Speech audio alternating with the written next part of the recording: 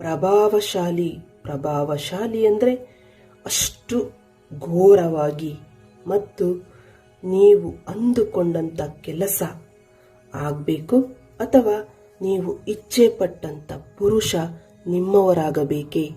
ಹಾಗಿದ್ದಲ್ಲಿ ಈ ಒಂದು ವಿಡಿಯೋನ ನೋಡಿ. ಯಾವುದೇ ಕೆಟ್ಟ ಕೆಲಸಕ್ಕೆ ಬಳಸಬಾರದು. ಒಳ್ಳೆಯ ಉದ್ದೇಶಕ್ಕೆ ಮಾಡಿದ್ರೆ ನಿಮಗೆ ಇದರ ಫಲ 100% ಸಿಕ್ಕೇ ಸಿಗುತ್ತೆ ವೀಕ್ಷಕರೇ. ಇದನ್ನ ಮಾಡಬೇಕಾದ್ರೆ ಒಳ್ಳೆಯ ಮನಸ್ಸಿಟ್ಟು ಮಾಡಬೇಕು. ಒಳ್ಳೆಯ ಮನಸ್ಸಿದ್ದಲ್ಲಿ ನಿಮ್ಮ ಕೆಲಸ ಸರಾಗವಾಗಿ ಆಗುತ್ತೆ ವೀಕ್ಷಕರೇ. ಇದನ್ನ ಮಾಡಬೇಕಾದಾಗ ನೀವು ಒಳ್ಳೆ ಭಕ್ತಿ, ಶ್ರದ್ಧೆ ಮತ್ತು ನಿಷ್ಠೆ ಮತ್ತು ಪ್ರೀತಿ, ವಿಶ್ವಾಸ ಎಲ್ಲ ಇರಬೇಕು ವೀಕ್ಷಕರೇ. ಕಾಟಾಚಾರಕ್ಕೆ ಹೀಗೆ ಮಾಡಿದ್ರೆ ಯಾರಾದರೂ ನಮಗೆ ಸಿಗ್ತಾರೆ ಅಂತ ನೀವು ಮಾಡಿದ್ರೆ ಖಂಡಿತ ಅದು ಸುಳ್ಳು. ಇದು ಮಾಡಬೇಕಾದ್ರೆ ನೀವು ಇಷ್ಟಪಟ್ಟಂತ ವ್ಯಕ್ತಿನೂ ನಿಮ್ಮವರಾಗಿರ್ಬೇಕು ಅಥವಾ ಅವರು ನಿಮ್ಮನ್ನ ಇಷ್ಟಪಡ್ತಾ ಇರಬೇಕು. ಹೇಳಲಿಕ್ಕೆ ಆಗ್ತಾ ಇರಲ್ಲೋ ಏನೋ ಅಂತಹ ವ್ಯಕ್ತಿಗಳಾಗಿದ್ರೆ ಈ ಒಂದು ಕ್ರಿಯೆ ಅಥವಾ ತಂತ್ರ ಫಲಿಸುತ್ತೆ ವೀಕ್ಷಕರೇ. ಇದನ್ನ ಮಾಡುವಾಗ ಉತ್ತರ ಅಥವಾ ದಕ್ಷಿಣ ದಿಕ್ಕಿಗೆ ಕುಳಿತು ಈ ಒಂದು ಕೆಲಸವನ್ನು ಮಾಡಿ. ನಾನಿಲ್ಲಿ 6 ಲವಂಗವನ್ನು ತಗೊಂಡಿದ್ದೀನಿ ವೀಕ್ಷಕರೇ. 1 ಬೆಳ್ಳುಳ್ಳಿ ತಗೊಂಡಿದ್ದೀನಿ ವೀಕ್ಷಕರೇ. ಹಾಗೆ ಒಂದು ತಾಮ್ರದ ಚೊಂಬಿನಲ್ಲಿ ನೀರನ್ನ ತಗೊಳ್ಬೇಕಾಗುತ್ತೆ ವೀಕ್ಷಕರೇ. ತಾಮ್ರದ ಚೊಂಬು ಅಥವಾ ಸ್ಟೀಲ್ ಪಾತ್ರೆ ನಿಮ್ಮ ಮನೇಲಿ ಯಾವುದಿದೆ ಅದನ್ನು ತಗೊಂಡು ಮಾಡಿದ್ರೆ ತುಂಬಾ ಒಳ್ಳೆಯದು. ಮೊದಲಿಗೆ ವೀಕ್ಷಕರೇ ಒಂದು ಸಂಕಲ್ಪ ಮಾಡಬೇಕಾಗುತ್ತೆ. ಏನಂತ? ನಾನು ಇಚ್ಛೆ ಪಟ್ಟ ಹುಡುಗಿ ನನ್ನವಳಾಗಬೇಕಂದ್ರೆ ನಾನು ಈ ಒಂದು ತಂತ್ರ ಮಾಡ್ತಾ ಇದ್ದೀನಿ, ಅದು ನನಗೆ ಫಲಿಸಬೇಕು ಅಂತ ನಿಮ್ಮ ಕುಲದೇವರನ್ನ ಕೇಳ್ಕೊಳ್ಳಿ ವೀಕ್ಷಕರೇ. ಕೇಳ್ಕೊಳ್ತಾ ವೀಕ್ಷಕರೇ ಅರಿಶಿಣವನ್ನು ಹಾಕಿ ವೀಕ್ಷಕರೇ. ಹೀಗೆ ತಾಮ್ರದ ಚೊಂಬಿಗೆ ಅರಿಶಿಣ ಹಾಕಬೇಕಾಗುತ್ತೆ.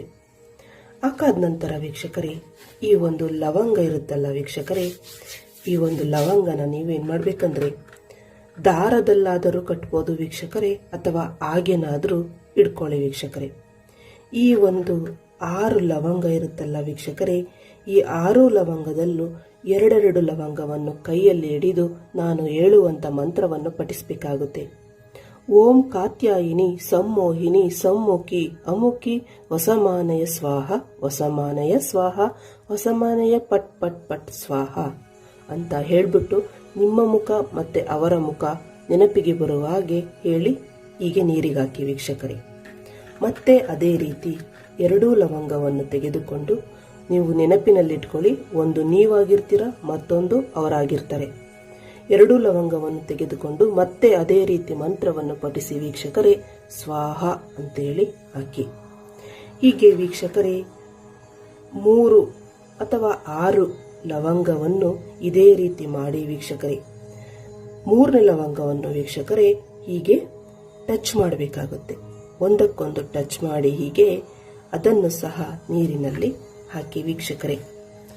ಈ ಒಂದು 5ನೇ ಬೆಳ್ಳುಳ್ಳಿ ಇರುತ್ತಲ್ಲ ವೀಕ್ಷಕರೇ, ಈ ಬೆಳ್ಳುಳ್ಳಿನ ಸಿಪ್ಪೆ ತೆಗೆದುಬಿಟ್ಟು ನಿಮ್ಮ ಬಾಯಲ್ಲಿ ಹಾಕಿ ಜಗಿದು ನುಂಗಬೇಕಾಗುತ್ತೆ. ನುಂಗುವಾಗ ಆ ವ್ಯಕ್ತಿಯ ಹೆಸರನ್ನು 108 ಬಾರಿ ಪಠಿಸುತ್ತಾ ನುಂಗ್ಬಿಡಿ ವೀಕ್ಷಕರೇ.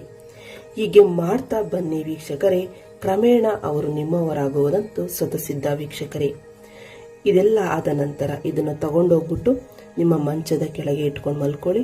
ಮಾರನೇ ದಿನ ತಗೊಂಡೋಗಿ ಇದನ್ನ ಹರಿಯುವ ನೀರಿಗೆ ಬಿಟ್ಬಿಡಿ ವೀಕ್ಷಕರೇ. ಧನ್ಯವಾದಗಳು.